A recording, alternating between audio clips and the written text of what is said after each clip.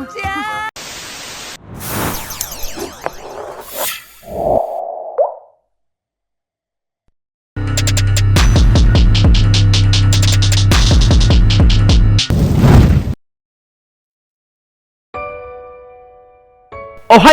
minasan dimanapun kalian berada, baik itu di dunia nyata maupun di dunia paralel.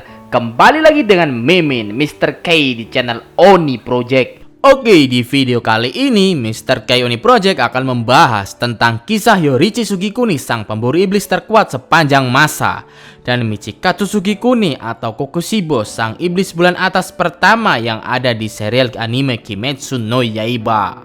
Sebagai disclaimer, kisah yang akan Mimin jelaskan ini merupakan kisah yang telah Mimin rangkum langsung dari terjemahan manga atau komik resmi dari serial Kimetsu no Yaiba, jadi sudah dipastikan untuk kebenarannya. Oke, sebelum memulai pembahasannya, silahkan klik like dan subscribe-nya ya. Terima kasih. Oke, mari kita mulai saja kisahnya. Kisah ini berawal dari lahirnya dua anak kembar di era Heian Samurai Jepang. Pada masa itu, anak kembar dianggap sebagai pertanda buruk yang dapat menyebabkan konflik bagi pewaris selanjutnya. Dua anak kembar tersebut bernama Michikatsu Sugikuni atau apabila dengan nama iblisnya maka bernama Kokushibo, sang iblis bulan atas pertama. Dan lalu untuk nama bayi yang kedua adalah Yorichi Sugikuni, sang pemburu iblis terkuat sepanjang masa. Ayah dan emak mereka merupakan orang penting yang memiliki banyak anak buah. Michikatsu Sugikuni bertindak sebagai seorang kakak, sedangkan Yorichi Sugikuni bertindak sebagai seorang adik. Sejak awal, Yorichi Sugikuni dilahirkan sebagai seorang anak bayi laki-laki yang telah memiliki tanda mak di kepalanya.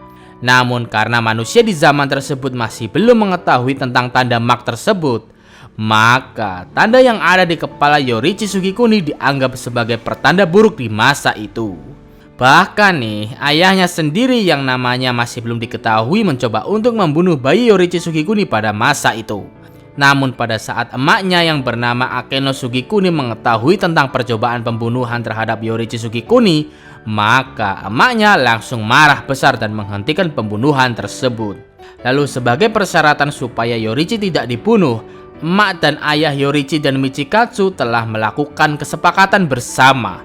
Daripada membunuh bayi Yorichi Sugikuni, mereka akhirnya lebih memilih untuk mengirim Yorichi ke kuil saat Yorichi menginjak umur 10 tahun. Hal tersebut dilakukan supaya Yorichi bisa menjadi seorang biksu, dan apabila Yorichi menjadi seorang biksu, maka menurut keluarga Sugikuni hal-hal buruk tidak akan pernah terjadi.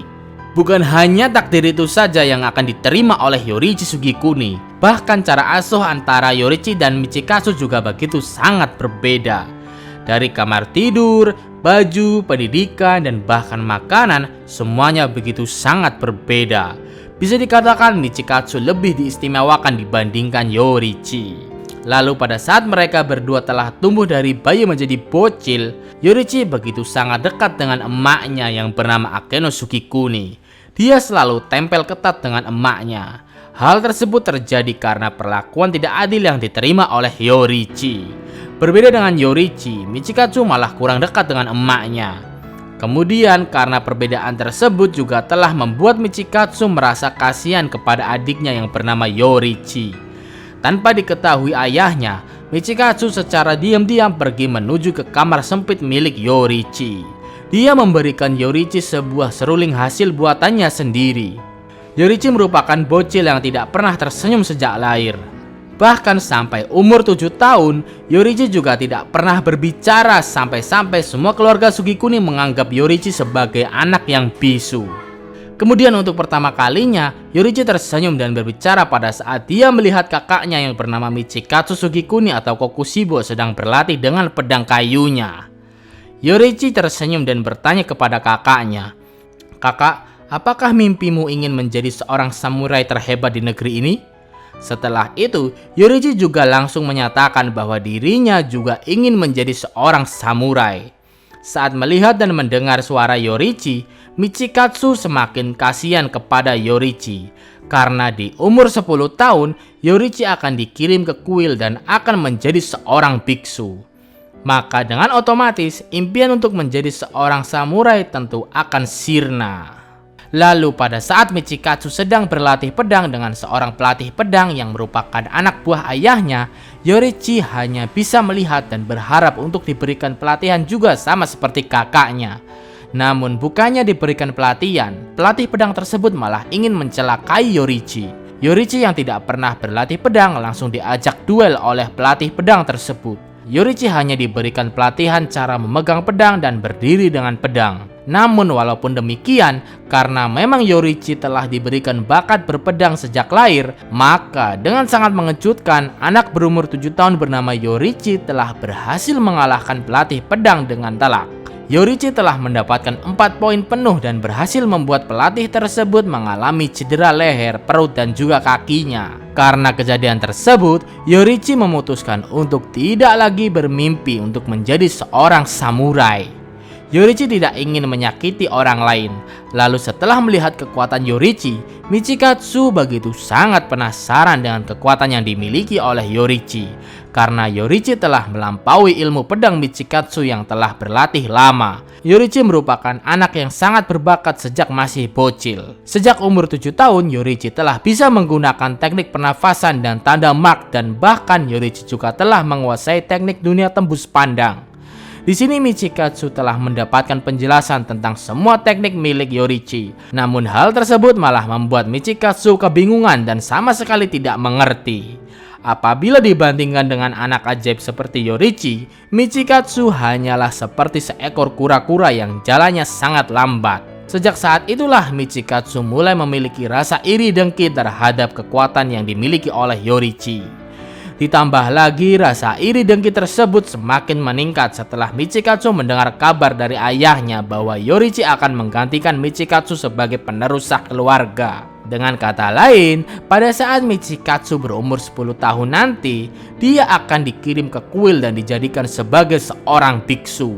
Tentu mimpi Michikatsu untuk menjadi seorang samurai terhebat juga akan sirna seketika. Lalu setelah itu, tiba-tiba saja emak mereka berdua meninggoy. Kemudian setelah kematian sang emak, Yorichi pun memutuskan untuk pergi dari rumah dan menuju kuil. Sebelum pergi, dia juga berpamitan kepada kakaknya yaitu Michikatsu. Yorichi berpamitan sekaligus bertekad bahwa dirinya akan selalu melindungi seruling pemberian Michikatsu. Melihat kelakuan adiknya tersebut, Michikatsu semakin iri dan benci kepada Yorichi. Lalu suatu ketika, Michikatsu membaca buku harian milik Yorichi. Di dalam buku harian tersebut terdapat tulisan yang menjelaskan bahwa sebenarnya Yorichi telah mengetahui bahwa apabila dirinya tetap berada di rumah keluarga Sugikuni, maka Yorichi akan menggantikan kakaknya sebagai penerus keluarga yang sah. Karena memang Yorichi selalu mengalah kepada kakaknya, dia pun memutuskan untuk pergi meninggalkan rumahnya.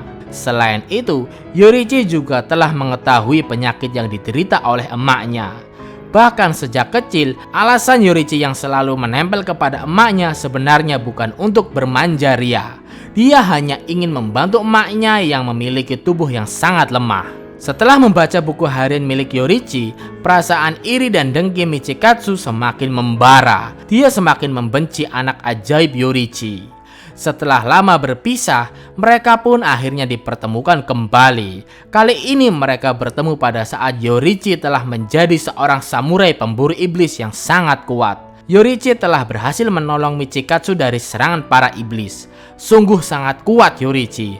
Yorichi telah berhasil mengalahkan para iblis yang telah membantai pasukan samurai Michikatsu hanya dengan seorang diri. Setelah bertemu dengan Yorichi, rasa iri dan dengki Michikatsu pun semakin membara lagi. Bahkan hanya karena ingin melampaui Yorichi, Michikatsu rela meninggalkan istri dan anaknya untuk menjadi seorang pemburu iblis. Di mata Michikatsu, Yorichi merupakan manusia sempurna yang harus segera dikalahkan oleh dirinya.